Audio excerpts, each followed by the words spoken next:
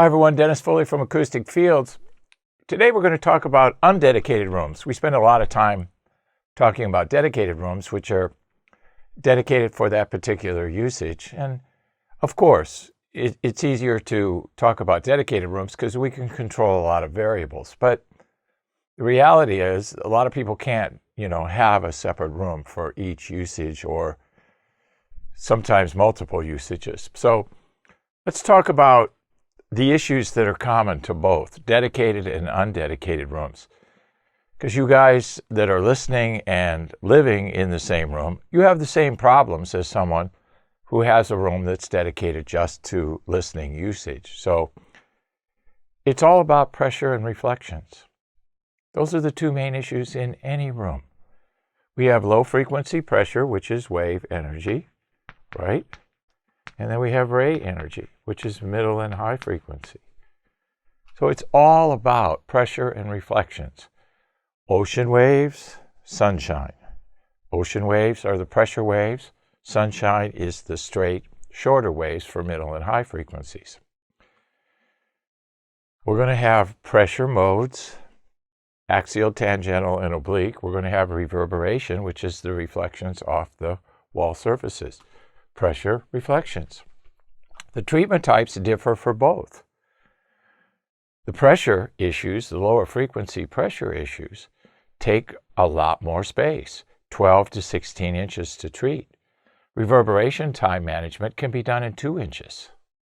Big difference, 2 to 16, 2 to 12. It's the low end that takes up the most space.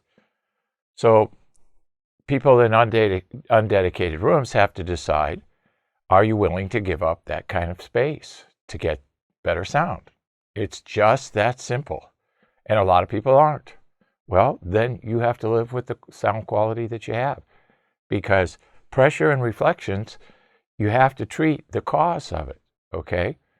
If you have a noisy situation in the neighborhood, you go to the cause or the source of it and try to calm the noise down. If you can't, you build a barrier to stop it. But the bottom line here is you have to treat. You have to give up space if you're going to manage. There's no magic to this, okay?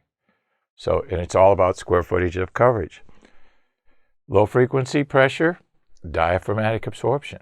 Most powerful of all the absorbers. Membrane, Helmholtz, can't compete with diaphragmatic. That's why we use it. Middle and high frequency reflections, open-celled foam is a good absorption treatment for that. It's economical. You're going to have to cover a lot of square footage. It's lightweight. We spent 8 years, $2 million, 12 prototypes before I got the absorption curves for our Studio Pro foam. Okay. Diaphragmatic absorption can be 12 to 16 inches deep to treat the low end. If you want to get down into that 30 cycle range, this is the kind of depth we have to have. Okay. Foam, easy, a couple of inches, sometimes 4 inches, depends, on what's going on inside the room. And these are panels that you have to hang on the wall. So in undedicated rooms, a lot of people are like, well, I'm not hanging all these panels on walls. Well, then you're not going to be able to treat it. You just have to live with it, okay? So must decide, what are you going to do? Are you going to treat the low end if you've got the space and the desire? Or do you want to manage just the reverberation or the reflections? It's a lot easier to manage the reflections, but it takes a lot more coverage on the surface areas. And it takes panels that you have to hang on your walls. And a lot of people don't want to do that, okay? Then you have to live with the issues. It's that simple. There's very few things in life that are black and white. Most of them are gray, I found in all the years that I've been alive. But this is not. This is black and white. If you want to manage reverberation or reflections, you've got to cover 65, 70% of the offending surface areas. If you want to treat low frequency energy in a room, pressure, you have to have surface area coverage and you have to be able to absorb that excess pressure. So, undedicated rooms, same issues in an undedicated situation as you have in a dedicated room. And then you have to make some choices. In a dedicated room, most people want to solve all the problems. They want to get the low end correct. They want to get the middle and high reverberation times managed correctly. In an undedicated room, you have to make choices. If you're going to go after the low end, you're going to have to give up 12 to 16 inches of space. Those are panels that sit on the floor. On casters, easy to roll around, behind equipment, on sidewalls, things like that. But reflection management, reverberation time, it's wall hanging panels or ceiling hanging. That's, the bottom line to all of this. So similar problems in undedicated and dedicated rooms, but with the undedicated rooms, you have to make more decisions. In a dedicated room, people know what they want. They want the highest resolution of sound that they can get. And since the room is dedicated, go for it.